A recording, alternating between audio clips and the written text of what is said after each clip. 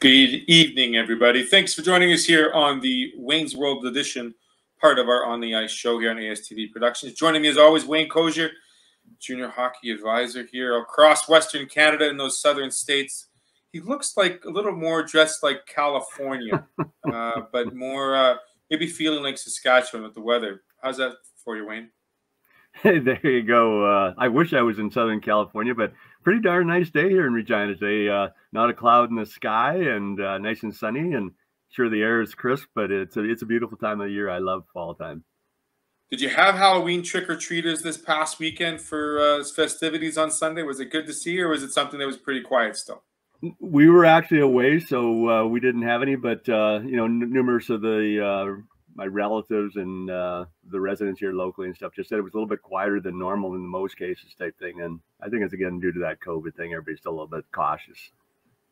It was nice to see some kids out, saw some trick-or-treaters, and it was good to see a little bit of Halloween back. But nonetheless, last week we started talking about players thinking about how to present themselves properly and talk about themselves in a positive light, getting ready for those discussions with potential new teams. And you've been busy, Wayne, these past couple of days preparing for these discussions with junior players and the different routes, comparing Western Hockey League to the two southern routes of the USHL and the NCAA.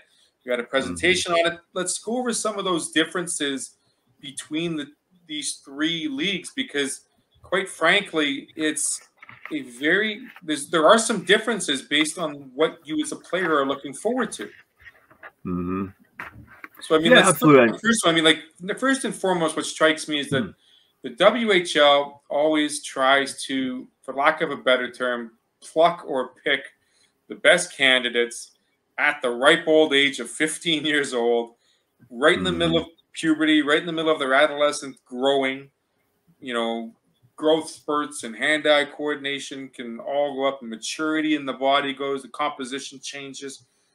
And not only do they have a 22 or 23-man roster, but they have a protected list of up to 50. Mm-hmm. How is that? And go ahead. Speak a little bit on that. Yeah. I mean, obviously there's business rationale on why they do that. And I mean, the bottom line main reason, in my opinion, would be is that, it's a race to see who gets there first, right? Usually the first guy that can get in the door and, draft a kid and pitch him, they're going to try to get him signed if he's, has interest in going south of the border to the USHL or NCAA. And so in my opinion, I think that's probably why the WHL continues to have, what's called a 14-year-old draft. It'll be the year that the player's turning 15, whereas in the US, it's the year they're turning 16 or a 15-year-old draft. And it's to keep that jump on them, in my opinion. But to your point, it's extremely hard to project that kid when he's just entering puberty. How is he going to develop? How big is he going to become? How is his strength going to go? I mean, everything academically, where is he going to go? There's just so many variables that, it's a real crapshoot. And I guess that's why you see undrafted players that become stars in the league, and players that are drafted even as high as the first round don't even play a meaningful role in the league type thing. So, I guess my message that I leave with parents is that the draft is a great experience. Wonderful if you get your name called, but don't put too much weight on it, whether you go first round or you don't get drafted at all, because at the end of the day, that's not going to determine if you play in the WHL and if you're a star and if you go on to the NHL.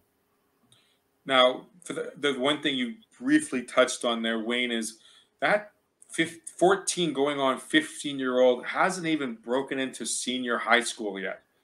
I mean, they haven't even started putting together GPAs or having to think about credentials and scoring lines in the classroom, not only on the ice, but for these student athletes potentially going Division I, Division III, ACHA, USHL route.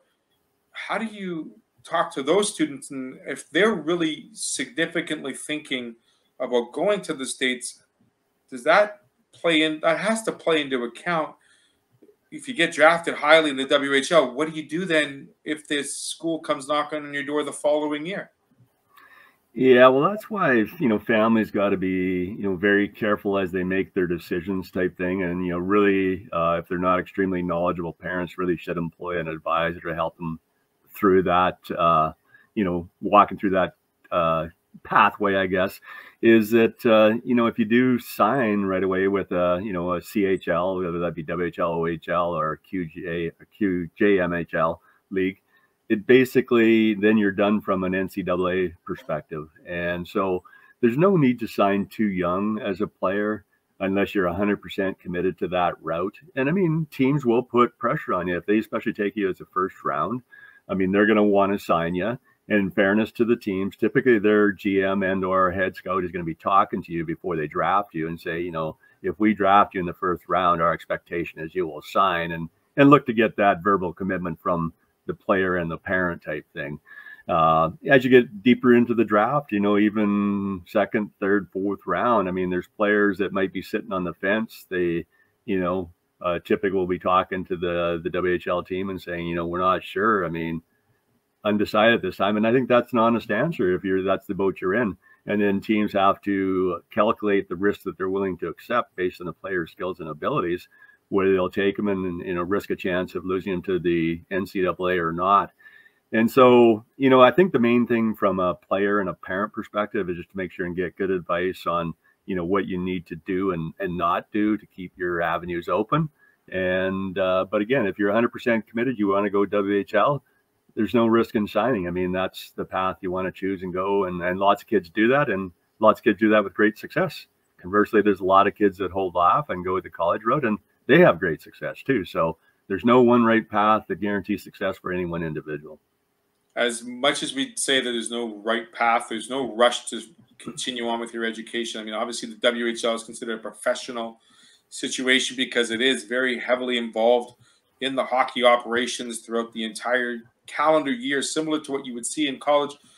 So the scholarships and the money that is available, should you choose the Western Hockey League route, is there up to 18 months after your final game played, as well, making sure that you play certain amount of games between the first half and second half of a season to grant you that access per annual scholarship. Very important to players as well after their WHL career.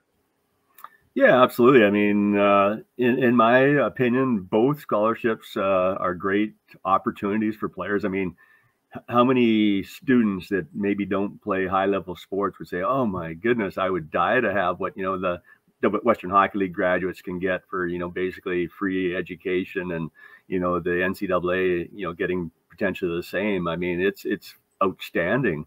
And, is one better than the other? I mean, it depends on the kid again. And, it's a question that we get asked all the time, and there is no one right answer. And, but again, it's just, they're both incredible programs. As you mentioned with the Western Hockey League, there is a window that you have to use it. And it makes sense, right? You just can't drag out that liability for a hockey team forever, right? Or how do they get that off their books and stuff? So they do have to draw a line, and, you got that 18 months, and, or if you sign a professional contract. And the other important thing you want to point out based on the comments you made about, Western Hockey Leagues are professionals. And ultimately that comes down to the fact that they get paid a per diem.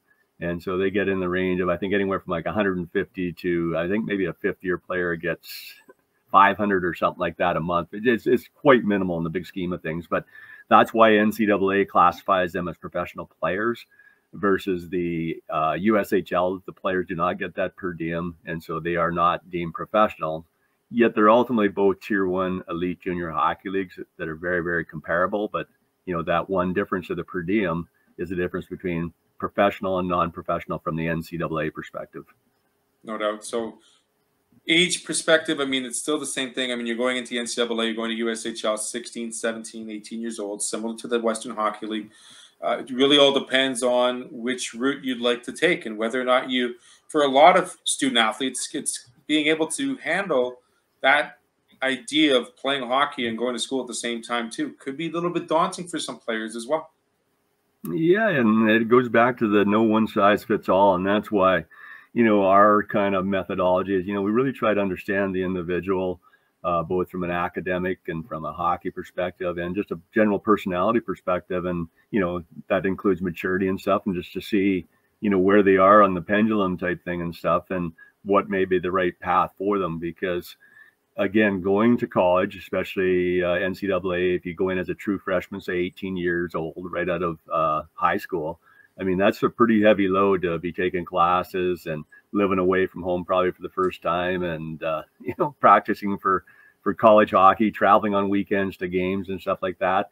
So are they ready to handle that, or go Western Hockey League, which is still a big jump? And a lot of the kids, and my son included, will take classes during while they're attending or participating in Western Hockey League, and at least take one class, right? I think that's just a good idea. That's a huge workload in itself. But again, the schedule is a little bit more rigorous in the Western Hockey League, and that's why it's more like a pro-like game. And frankly, why a lot of NHL clubs like Western Hockey League players, they have to ride those buses, the long hours, they have to manage their time to get home at 6 in the morning, may have to go to school or go to community service type thing and stuff. And it's not much different than a professional hockey player that's plays a game in Los Angeles and has an overnight flight to Toronto and lands in the morning and got to get the kids to daycare and stuff like that. It's a pretty strenuous schedule. And, just by doing that and putting you through that, they do develop a routine and the ability to adapt to that, and makes it easier to transition into the NHL. There's one more glaring difference between the roots of the North versus the roots of the South. And I think it's back in June or late May, we talked about the Phase 2 draft that occurred this past year. That's another opportunity for players who are maturing late, budding late, if you will, to get into these programs at a little bit older of an age. Yeah, exactly. And that's, one thing I really like about the United States Hockey League is the way that they do, handle their protected lists, and, in particular, the Phase 2 draft. And so just to review, the Phase 2 draft is held the day after the entry draft, shall we call it, the Phase 1, which is basically the players that are 15 turning 16 in that year. And so that'd be they're eligible for the first time in that Phase 1. And so there's 10 rounds of that. And then the Phase 2 is held right away the next day. And that's so any player worldwide that is not on a protected list that is eligible for USHL hockey. So that can be a 16-year-old, a 17-year-old, an 18-year-old, 19, 20-year-old. Any of those players are eligible to be picked by a USHL team. And basically the draft goes as long as teams have room on their protected list. So it can go as, I think it's gone up in, 20 rounds type thing, but there's only a couple teams picking in the later rounds. But it allows them to, find, I guess, nuggets or needles in the haystack in some cases. And, the other beauty is just based on how the protected lists work for the USHL. You can only keep so many players of a certain age as they kind of age up. So as an example, so first year draft class, you can protect 10 of those players. The next year comes around, now you can only protect 6 of that age group type thing. Following year, that particular age group drops down to 3 players that you can keep protected on your list and not be on your active roster. And so it forces teams that basically you got to use players or throw them back into the pond for somebody else to catch. And I really like that. And, I think that's, the WHL, typically as you age up, if you haven't cracked a roster, well, naturally through typical natural attrition, you're going to probably get thrown back in the pond. But, there is sometimes interest in a 19-year-old. Some teams going on a run and they need a role player. They'll pick those guys up and stuff. But it is just one of the finer differences between the two leagues that, again, I like what the USHL does, but is it perfect? No. And did what the WHL does, is that perfect? No, but it's good also, just different. Certainly is a big difference for players, especially if those that haven't matured, still maybe, put on 7 inches in size over a year or two and maybe 30 pounds of muscle. But like we said, it's never one size shoe fits all or one skate fits all. There are many different ways to be reviewed, looked at, and the potentials of even going overseas, staying in North America are always there at every age. So I want to thank you, Wayne, for kind of giving that clarification. Of course, if you have any questions or any concerns or just want to get some more insight, get a hold of Wayne. He's easy to find. If you need to find him, you can contact us here at ASTV and we'll gladly share his contact information with you. You can find him on Facebook. You can find him on LinkedIn. You can find him wherever we do our shows. Thanks, Wayne, for taking the time with us. Really appreciate it.